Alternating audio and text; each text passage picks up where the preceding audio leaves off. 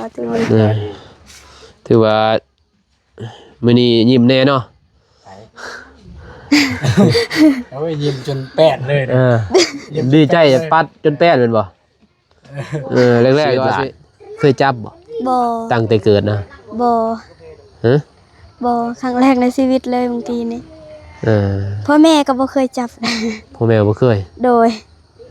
ถ้าว่าเก็บมันให้มันได้เป็นก้อนเนี่ยบ่มีเนาะโดยมันขมีนาดได้ล้านหนึ่งก็ดีใจเฮา4-5แสนก็ดีใจแล้วพี่น้องเอ้ยเนาะสังกะสีนี่มีแล้วงบสังกะสีพี่น้องเอ้ยเนาะโดยก็ดีใจนำน้องเพิ่นสิมีทางผู้ใหญ่เพิ่นซอยน้องก็เลยเพิ่นได้เงินสมทบแล้วพี่เนาะเรื่องสังกะสีก็เรียบร้อยพี่เนาะบ่าวนุ่งกับบ่าวตูนก็สิไปซื้อมื้ออื่นมื้อฮื้อนี่แหละ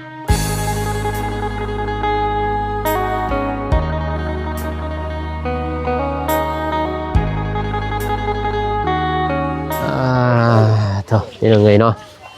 เปิดฝามาบัดนี้ค่อยคำย่ำแรงพี่น้องเงยเนาะมาบ้านน้องก็ได้พี่น้องเงยเนาะเพราะไอ้แดงก็กลับแล้วมื้อนึงเพราะว่าจะให้เงินทางบ่าวตูนเพิ่นมอบเงินให้ค่านี่แหละค่าไม้พี่น้องเงยเนาะไม้แปดกับไม้เซนปี60 5โตพี่น้องเนาะถือเป็นเงิน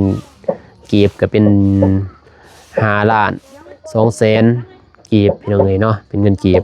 ถ้าเป็นเงินบาทก็ประมาณอยู่8พี่น้องเงยเนาะ8,000 บาทนี่แหละประมาณนั้นพี่น้องเงยเนาะตัวน้องก็เลยเป็นปัดกวดเงินมาไต่ทุนบาทพี่น้องเงยเนาะพี่น้องเงยเนาะกาทักทายสบายดีสวัสดีเด้อพ่อแม่พี่น้องเมื่อสู่คนบ่ว่าจะเป็น FC ฝั่งลาวฝั่งไทยต่างประเทศกันยินดีตอนรับเข้าสู่ช่องบ่าวนุ่งคือเก่าคือเดิมพ่อแม่พี่น้องเอ้ยเนาะมาจากบ้านน้องบ้องมื้อนึงพี่น้องเนาะไปเยี่ยมไปย่ามน้องเพิ่นเพราะว่ายินข่าวว่าบ่สบายพี่น้องเนาะสุดท้ายตัวเบาตูนเพิ่นยอกเบาตูน ตัวเนี่ยบ่ตัวแต่ว่าเพิ่นก็เป็นไข้อีหลีแหละพี่น้องเอ้ยเนาะแต่ว่าเพิ่นไปกวดอะไรทางเอื้อยเพิ่นว่าเพิ่นยอกเบาตูนซื่อพี่น้องเอ้ยเนาะโอเคไปอัปเดตเพื่อนน้องก็เลยเนาะในมือนี้ไปหอดไซแล้วพี่น้อยเนาะทางไอแดงเพิ่นเฮ็ดพอไอแดงก็กลับแล้วพุ่นน่ะนี่เนาะพอมันค่ำไปเด้นี่ก็5 โมงพี่น้อยเนาะที่เบาน้องถ่ายเพราะว่ามื้อนึงเบาตูนถ่ายพี่น้อยเนาะมันถ่ายเรื่องมอบเงินแล้วก็แจ้งข่าวดีให้น้องก็เลยเรื่องนี้แหละบ้านพี่น้อยเนาะเรื่องงบสร้างบ้านนี่แหละที่เบาน้องถ่ายบ้านนี่ว่างบหมดแล้วพี่น้อยเนาะแต่ว่า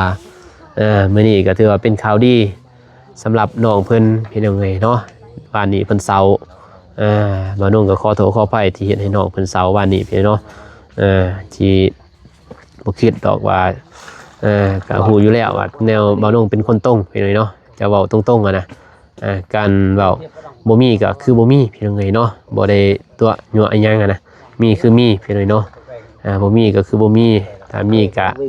ว่ามีงบพี่น้องเอ้ยเนาะอันนี้มันบ่มีเด้ไปเฮ็ดจังได๋เฮาก็ต้องบอกแจ้งน้องเพิ่นถ้าบ่บอกก็บัดนี้ทางสร้างแดงเพิ่นหยุดได้บัดนี้ก็คือเก่านะเฮาก็ยังได้บอกคือเก่าพี่น้องเนาะก็เลยว่าผู้ใหญ่เพิ่นเห็นคลิปบ่าวน้องแล้วก็คลิปบ่าวตูนก็เลยเพิ่นเห็นใจน้องเพิ่นก็เลยพากเงินมาให้พี่น้องทั้งแม่เพิ่นนั่นแหละที่เรื่องค่าสร้างนั่นแหละแม่ผู้เดียวนี่พี่น้องเนาะแม่เพิ่นที่เพิ่นให้ค่าสร้างก็เลยว่าเพิ่นเห็นอันนั้นเพิ่นก็เอาเงินโอนมาอีกพี่น้องเนาะเรื่องสังกะสีเรื่องสังกะสีอีกแล้วก็ไม้อันนี้พี่น้องเนาะที่บ่าวนุ่งกับบ่าวตูนมาสิเก็บกันนั่นแหละคนละ400,000ปลายพี่น้องเนาะพอ900,000เดี๋ยวบ่พอก็เลยว่าเพิ่นว่าให้ทางบ่าวนุ่งกับบ่าวตูนบ่ให้ซะเพิ่นว่านั่นเลยซะเพิ่นว่าให้น้องเพิ่นโอนมาให้น้องเพิ่นเลยซื้อเลยใหม่พี่น้องเนาะผู้ที่ครบน่าจะพ่อพี่น้องเนาะใหม่นี่ไม่เซ็นนี่น่าจะพ่อบ่พ่อกันอย่างนิดนึงไอ้แดงว่าก็น่าจะพ่อเถอะไปหาทางน้องเพิ่นก่อนพี่น้องผู้ดีวิทย์หัวดิพี่น้องเนาะนี่ผู้ดีโดยผู้ดีวิทย์หัวเลยบ่าวนุ่งนี่แต่ว่ามันอยู่ค้างนี่สิบ่วิทย์นกเลยเนาะนี่สิตั้มพี่น้องเนาะอันว่าอยู่นี่แต่ว่าอยู่ไต้ทุนนี่ชีวิตบ่าวนุ่งกับเมียทกนี่60 โดยใส่จากวิทย์บ่ยิ้มแล้วเหมือนเนาะ เอาพี่น้องเลย สบายดีนะบ่าวนู โดย สบายดีพ่อแม่ใจบุญทุกท่านสบายดี FC ฝั่งไทยฝั่งลาวหรือต่างประเทศ และบ้านเฮาขอสบายดีสวัสดีสุขสุขคน โดยพี่น้องเลยเนาะมื้อนี้ยิ้มแจ่มใสแม่นบ่ โดย ว่านี่เศร้าพี่น้องเลยเนาะบ่เศร้าจังได๋บ่น้องว่านั่นก็เศร้าเด้พี่น้องพอเพิ่นบ่เคยเด้พอเพิ่นบ่เคยเบิ่งในสองเบาน้องเบาตูนนะในก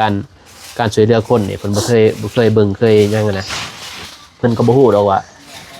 ในการเบาน้องกับเบาตูนว่าแบบนั้นก็คือว่าแจ้งให้ผู้ใหญ่หรือ FC พี่น้องเนาะพอมันบ่มีเฮาก็แจ้งเพิ่นเพิ่นว่าบ่แม่นเฮาขอนำผู้ใหญ่ดอกพี่น้องเอ้ยมันก็ว่าอย่างนึงก็คือขอบ่แม่นขอเพิ่นแบบแล้วแต่บุญน้องเพิ่นแล้วแต่ผู้ใหญ่เพิ่นอยากช่วยเพิ่นมาแล้วแต่เพิ่นอยากซอยเฮาก็แจ้งเพิ่นนั่นน่ะคันเฮาบ่แจ้งก็ผู้ใหญ่เพิ่นสิซอยได้เพิ่นก็ฮู้ว่าคิดว่ามีงบมีหยังอ่ะนะเพิ่นว่าพอหยังเฮาก็ต้องแจ้งพี่น้อยเนาะถ้าเพิ่นอยากซอยหรือว่าอยากร่วมบุญนำก็เพิ่นก็เห็นแล้วเพิ่นก็ซอยพี่น้องเนาะมาลงแจ้งไปในนั้นมีแต่แป้งนี่จะปรับนี่บ่ โดย พอตัวนี้มันบ่ได้บ่ใส่บ่ได้ใส่บ่ได้บ่ ใส่ได้ มันสินั่นได้ก็บ่แกะออก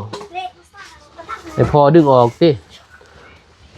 ดึงออกไว้เอาไว้ตัวนี้เจ้าบ่นี่เต็งไปเต็งมานี่แตกกันบ่ก็คุด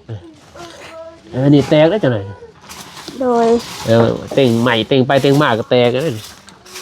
กูไว้ก่อนเห็นบ่ โดย อันนั้นมีแล้วจึงว่าใส่หันตอนนี้กันโกไปก่อนฮอดพุ่นก่อนฮอดพุ่นเลยก็จังว่ากันไหมมันบ่มีซื้อใหม่แล้วนั่นนี่มันแตกแล้วบ่ได้มันสิต่อก็ต่อได้อยู่บ่นี้พี่น้องแต่บางนี่ถึกนี่แตกหมดนักเบิ่งนี่แตกหมดแล้วแถวนี้ถึกใหม่พี่น้องเอ้ยอันนี้แหละที่เบาน้องกับเบาตูนซื้อพี่น้องเนาะผู้ใหญ่เพิ่นซื้อใหม่นี่ใหม่มีใหม่ย่างพี่น้องราคาแพงใหม่อันนี้พอมันบ่มีเด้5หยากใหม่เดี๋ยวนี้5หยากอันนี้อีกนี่ไม่แป้นตัวนี้ไม่แป้นก็หน้าใหญ่ใหม่หน้าใหญ่ไม่นอดบ่กินพี่น้องเนาะโอเคไปเราก็เลยขึ้นเทิงขึ้นได้บ่ ได้ เป็นบ่ขึ้นฮะ เป็นอยู่ โอ้ยสบายเด้อบ่าวตูนเด้อ สบายดีนะบ่าวตูน ถือว่ามื้อนี้ยิ้มแน่เนาะ โอ้ยยิ้มจนแปดเลยนะ ดีใจปัดจนแป้นเป็นบ่แรกๆก็ว่าสิเศร้าแล้วเว้ยมาตอนเช้ายังเศร้าเป็นบ่เฮามาเนาะ แม่ เฮามาตอนเที่ยงนะเฮามาแต่ว่าบ่ได้ถ่ายให้ไอ้วงถ่ายก่อนนะเราก็เลยไปถ่ายน้องบ้องเลยบ่ได้ถ่ายพี่น้องนี่เนาะก็เศร้าแล้วบัดนี้เห็นหน้าก็ยังเศร้าอยู่แต่ว่า ว่าในตอนไอ้ตามเสียง แต่ว่าเบานุ่ง ทางอะไรสิซอยน้องบ่ได้รู้สึกจังได๋ เสียควนเลย เสียคน เสียควันบ่คืนนี้ได มีฝ่ายบ่ ผูกแขนไหม มีฝ่ายบ่ผูกแขนเอ็นคน เสียควันได้เนาะเป็นบ่เคยเป็นบ่ โอเคบ่น้องสิไปหาน้องบองก่อน เดี๋ยว มันโดนแล้ว โอเค น้ำน้องนี่น้องบองนะ โอเค มันโดน โดย ทางผู้ใหญ่เพิ่นสิเบิ่งว่ามื้อใด เดี๋ยวพออ้ายอัปเดตแล้วก็สิเมื่อเลย โดยคันน้องอัปเดตแล้วไว้ก็สิได้มีความกันถ้าซ่าก็อ้ายบ่ต้องทาน้องก็ได้เด้อ เดี๋ยวโอเคเดี๋ยวไปโอเคพี่น้องเอ้ยไปขึ้นเบิ่ง จะเบาขึ้นก่อนว่าน้องจับก่อน ได้ขึ้นก้อนรถจ้ะจะจับโทรศัพท์ให้ได้เบาพอบ่ทันเฮ็ดคันได้พี่น้องเอ้ยระวังได้เว้ยตกลงหันเด้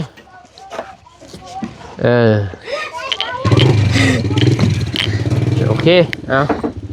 จับกล้องโอเคโอ้ยหมื่นเด้พี่น้องเอ้ยขักเนาะโอ้พี่น้องเอ้ยได้เรื่องเนาะนี่งามได้พี่น้องเอ้ยนี่สูง2 เมตรพี่น้องเอ้ยเนาะสูงเพราะว่าเรือนน้องมันจะได้มันเสามันสั่นนี่เนาะ โดย สูง2 เมตรหลังคาเนี่ยงามเลย เรียบร้อยไอ้แดงเห็ดพี่น้องเลยเนาะปูปูแปลนแล้วมื้อนี้เป็นปูไว้อีหลีไอ้แดงเห็ดถือว่าเรียบร้อยเนาะ โดย แล้วมาแต่เช้าบ่ โดย จักโมง 9 โมง 9 โมง โดย 8 โมง 9 โมง รถ คนใหม่ โดย เออ รถไทยมันดนมันซา ขี่สาเนี่ยรถไทยพี่น้องเอ้ยสูงเติบเนาะ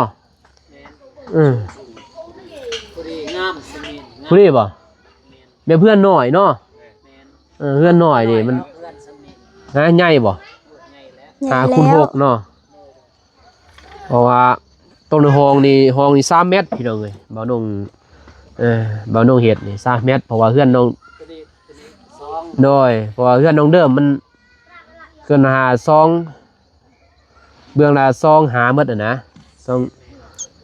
2 เมตร50 เมตรเบื้องน่ะมันเลยว่าห้องน้อย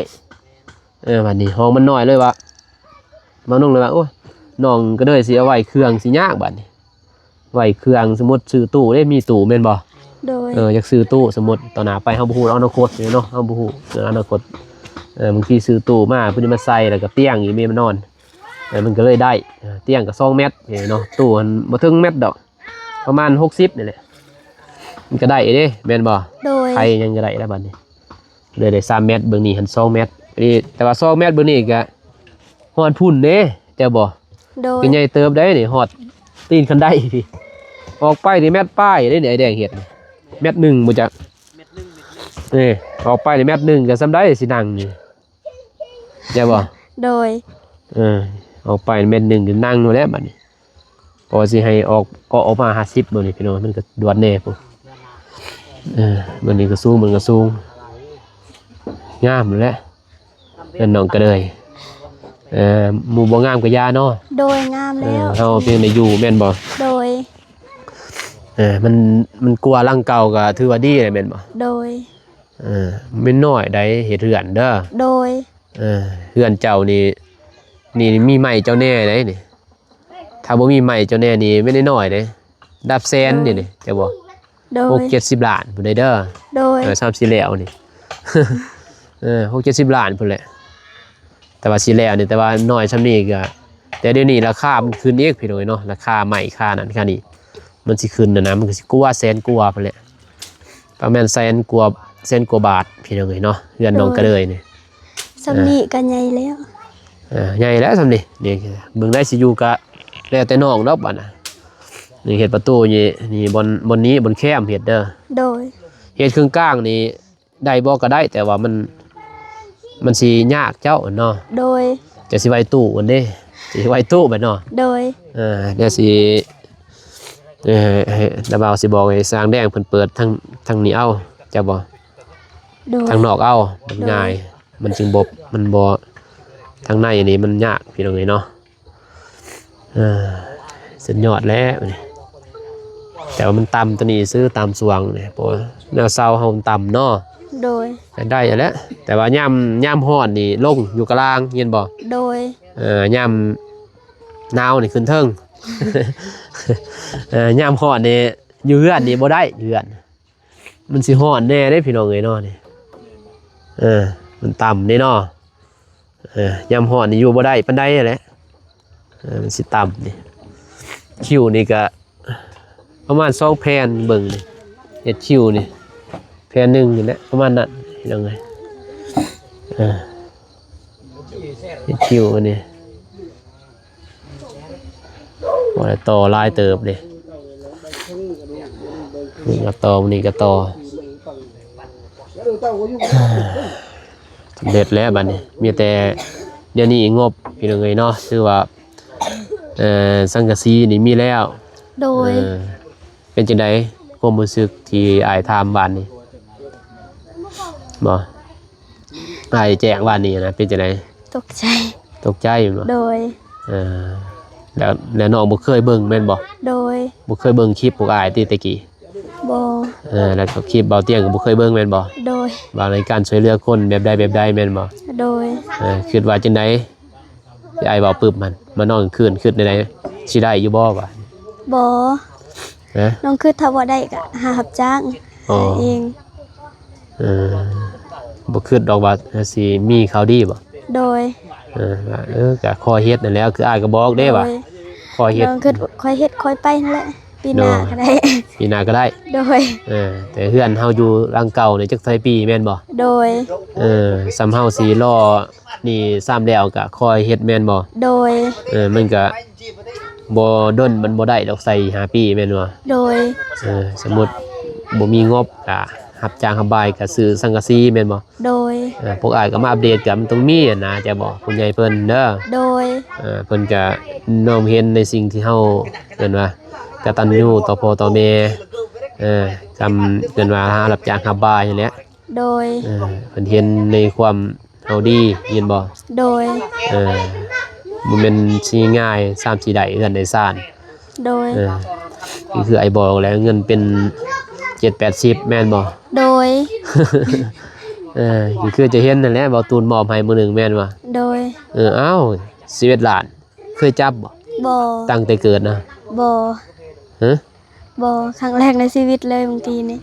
เออ พ่อแม่ก็บ่เคยจับ พ่อแม่บ่เคย โดย เออหามานี่ได้เลยกับเมิดแม่นบ่ โดยก็ซื้อข้าวแน่ซื้อเป็นแน่เก็บเทอละเล็กเทอละน้อย ว่าสิให้ได้4-5ล้านนี่บ่มี โดย ถ้าว่าเก็บมันให้มันได้เป็นก้อนเนี่ยบ่มีเนาะ โดย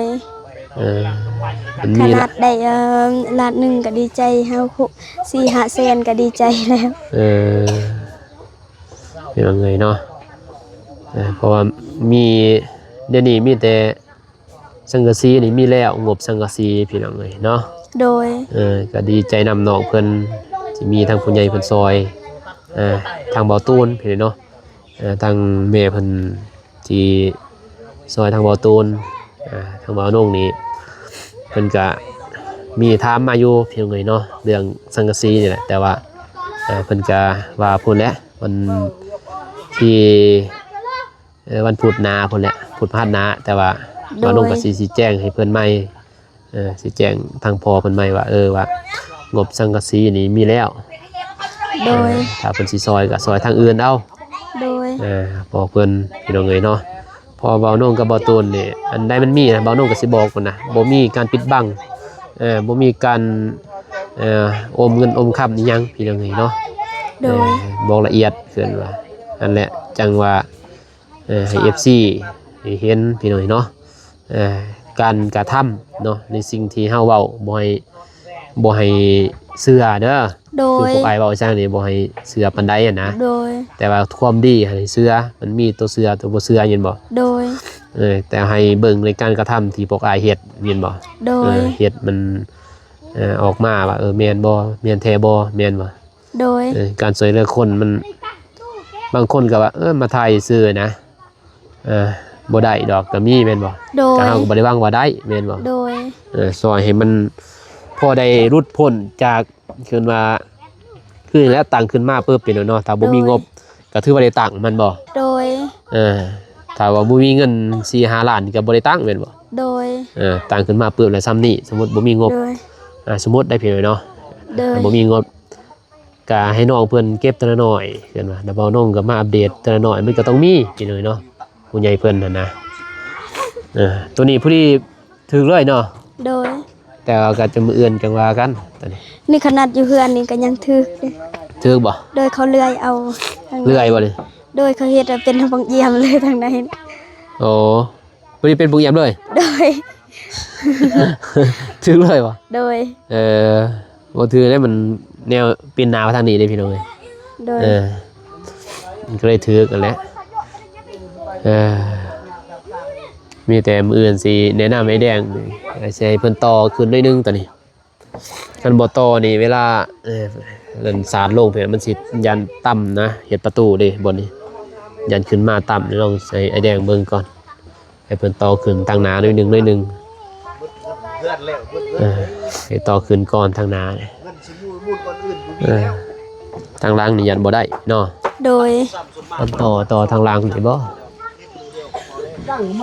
ต่อทางล่างนี่เรื่อยๆใหม่งามมันนี่ใหม่เนาะเอามาเนาะ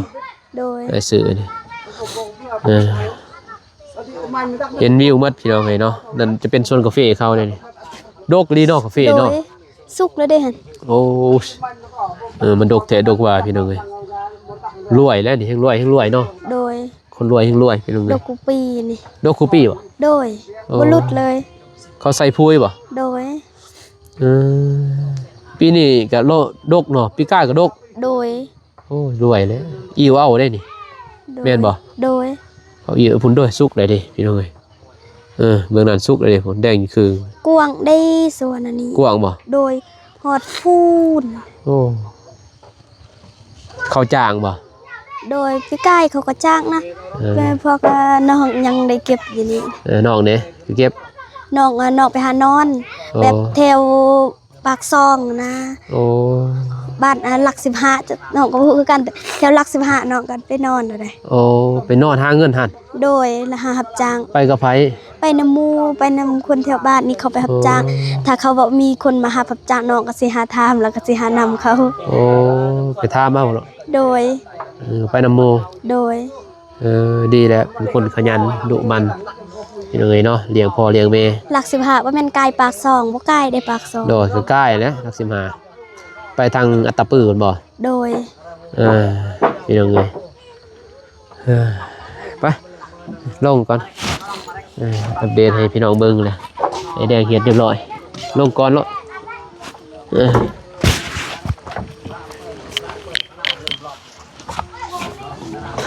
เรียนว่างไหนมือด้วยบ่นั่นเนาะโอ้บ่เพื่อนเนาะยืดพี่น้องเอ้ยโอ้ยไปจับไปพุ่นเลยลงนี่โดดเลยเด้ปึ้งเลย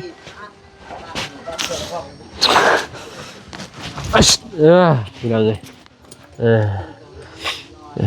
มีแต่อันนี้แหละปัดอนามัยยินบ่ โดย อนามัยแล้วก็หอบไปทางนั้นเพิ่น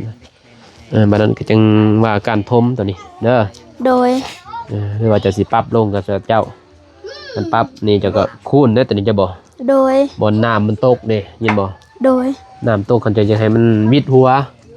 นี่เบานุ่งวิดและทางนานี่มาทางนานี่วิดว่าคอซองนี่วิดนะจะบ่แต่ว่าตรงนี้บ่วิดนี่บ่ เนาะนี่วิทย์เลยนั่น หน่อย นี่ วิทย์ ก็ ได้ วิท แล้ว ย์คือกัน ได้แล้วซ้ำนี่บ่เป็นหยังดอกเนาะผู้ใดเขากองกลางก็ก้มเอาแม่นบ่ โดย ให้เขาก็ก้มเอาเลย พ เว้ย อเนาะก็วิทย์คือกันอันนี้ วิดบ่ โดยน้องก็พอสิซับกันเลย ผู้ดีวิดเลยเนาะพี่น้องไงเนาะโอเคนะตั้งนั้นนาบ่าวก็สิกลับก่อนเด้อ โดย มีแต่มื้อนี้เพิ่นสิมาเยี่ยมมายามอัปเดตใหม่ โดย ก็ถือว่าแจ้งข่าวดีให้ FC พี่น้องไอ้เนาะมื้อนี้ โด เป็น ย น้องก็เลยเพิ่นได้เงินสมทบแล้วพี่น้องเนาะเรื่องสังกะสีก็เรียบร้อยพี่น้องเนาะบ่าวนุ่งกับบ่าวตูนก็สิไปซื้อมื้ออื่นมื้อฮื้อนี่แหละ โดย มื้อฮื้อสิมาซื้อมาไว้พี่น้องเพิ่นมื้ออื่นนี่ให้แดงจดละเอียดก่อนพี่น้องเนาะเรื่องสังกะสีน่ะเพราะว่ามื้อนี้ว่าสิสัมภาษณ์อ้ายเพิ่นแต่ว่าอ้ายเพิ่นกลับก่อนเนาะเพราะว่าบ่าวนุ่งจับกล่องให้บ่าวตูนนะพี่น้องเนาะให้น้องเพิ่นถ่ายเด้เพราะว่ามีผู้ใหญ่ทางเพิ่นเขาก็ให้เพิ่นมอบเงินตัวนี้เลยก็มอบเงินนั่นเลยพี่น้องเนาะก็เลยบ่าวนุ่งก็เลยบ่ได้ถ่ายนะถ่ายน้ำหลังเฮ็ดไอ้วงถ่ายให้ไอ้วงถ่ายก่อนบ่าวนุ่งถ่ายน้ำหลังก็เลยว่าบ่ทันไอ้แดงบัดนี้ โดย ไอ้แดงเลยกลับก่อนพี่เนาะมีแต่มื้อแล้วสิถามไอ้แดงว่าว่าค่าสังกะสีสำใดพี่เนาะแต่ว่าลายมื้อนั้นนั้นประมาณ7ล้าน7แสนพี่เนาะแต่ว่าเพิ่นว่าเอารุดอีกหน่อยนึงเพิ่นว่าเพราะว่ามันกว้างอะเด้มันนั่นแน่ยับอีกหน่อยนึงเพิ่นว่าสิรุดอีกหน่อยนึงว่าสิสำใดให้ทางอ้ายเพิ่นไล่ก่อนมื้อแรกเลยเพิ่นก็สิส่งให้บ่าวน้องก็สิไปซื้อพี่น้องเอ้ยเนาะบ่ว่ามื้ออื่นหรือมื้อฮื้อนี่สิเอาไปซื้อพี่น้องเอ้ยเนาะเก่งว่ากันมีแต่ว่ามุ่งก่อนไปเด้อ โดย ว่าเรื่องบ้านปตอกปงเอี่ยมยังหันว่ากันน้ำลังลงตีงยังพี่เนาะว่า โดย มุ่งก่อนบัดนี้พอมีงบเท่าใดเฮาก็เฮ็ดตอนนั้นก่อนพี่น้องเอ้ยเนาะทางผู้ใหญ่เพิ่นนั่นแหละโอเคก็จะกลับก่อนเด้อ เดินทางปลอดภัยเด้อ โดยไปเฮ็ดอยู่เฮ็ดกินนั่นแหละนำเมเฮ็ดหยังกินบ่เด้ พัก กินผัก เนี่ยปลอดสารพิษเนาะ โดย โอเคไปว่าน้องกะสิเดินทางกลับก่อนพี่น้องเอ้ยเนาะกะโอ้ยดีใจนำน้องเพิ่นพี่น้อง เพราะว่าน้องกะฮู้แต่คืนนี้แหละมีข่าวดีพี่น้องเนาะแต่ว่าน้องกะลงคลิปเลย ลงคลิปตอนเช้าเพราะว่าบ่าวนุ่งไทยตอนแรกสำนีเลยก็เลยว่าว่านี้มีคลิปไลน์แน่พี่น้องเนาะก็เลยว่าลงสะแน่คลิปที่บ่าวนุ่งแจ้งงบแหละก็เลยว่าสะหน่อยนิดนึงพี่น้องเนาะมื้อนี้ถือว่าลงคลิปก็ซ่าอีกมื้อนี้พี่น้องเนาะเพราะว่าฝนตกบ่ได้มาตอนเช้าพี่น้องเนาะบ่าวนุ่งไปเบิ่งสวนกาแฟก็เลยเอามาช่วยแน่มื้อนี้ก็เลยมาช่วยเลยก็ให้ทางไอ้วงนั้นบ่ตูนทายก่อนพี่น้องเนาะก็ถือว่าบ่าวนุ่งก็แจ้งทางผู้ใหญ่ใจดีเพิ่นเลยพี่น้องเนาะกับทาง FC เลยที่เป็นห่วงเป็นใยทางน้องเพิ่นขอบคุณขอบใจหลายที่ยังหักยังอินดูน้องก็เลยเนาะเป็นห่วงเป็นใยเกิดว่าคอมเมนต์มาทั้งสองบ่าวนุ่งกับขอบคุณขอบใจหลายเด้อพ่อแม่ FC ทุกท่านที่เข้ามาติดตามเกิดว่าให้กำลังใจบ่าวนุ่งและบ่าวตูนพี่น้องสองไอ้น้องที่ทำหน้าที่เกิดว่าช่วยเหลือทางเราใต้สุดความสามารถทางบ่าวนุ่งกับบ่าวตูนพี่น้องที่ยึดถือในสิ่งที่ตนเองหักตนเองมักในการช่วยเหลือสังคมเกินว่าพ่อให้ซอยยังบ่ร้ายกับพ่อใดเขาได้เกินว่ารุดพ้นนิดนึงพี่เนาะบ่าวนุ่งก็ดีอกดีใจแหละที่ได้ช่วยเหลือสังคมพี่เนาะคลิปนี้บ่าวนุ่งก็ขอบคุณใจทางผู้ใหญ่ใจบุญ FC ทุกท่านที่เข้ามาเบิ่งมาชมคลิปบ่าวนุ่งแต่ต้นจนจบคลิปพ่อแม่ไปเลยเนาะและก็บ่ขามโฆษณาให้กำลังใจบ่าวนุ่งตลอดมาไปเลยเนาะก็บ่าวนุ่งก็ขออวยพรให้ทาง FC และผู้ใหญ่ใจบุญทุกท่านจงมีแต่ความสุขความเจริญเด้อปรารถนาสิ่งใดขอให้ได้สิ่งนั้นดังสมปรารถนาความเจ็บอย่าได้ความไข้อยู่สิมีขอให้ห่างให้มีลำลับรวยๆแห้งๆปังๆตลอดปีตลอดชาติอย่าเจ็บอย่าจนพร้อมครอบพร้อมครัวเด้อสาธุพี่น้องเอ้ยเนาะพอๆกันใหม่คลิปหน้าคลิปนี้บ่าวนุ่งก็ขอกล่าวคำว่าสบายดีพี่น้องเอ้ยไปบ๊ายบายโอ้ยมีแห้งพี่เนาะน้องก็ได้เพิ่นปัดเดินเป็นว่ากองกลางดีใจแห้งไปเลยเนาะก็รู้สึกเห็นน้องเพิ่นยิ้มแจ่มใสก็ดีใจนำเพิ่นไปเลยเนาะถือว่าโอ้ยดีใจไปเลยไปพบกันใหม่คลิปหน้าคลิปนี้กล่าวคำว่าสบายดีไปเด้อไปเลยไป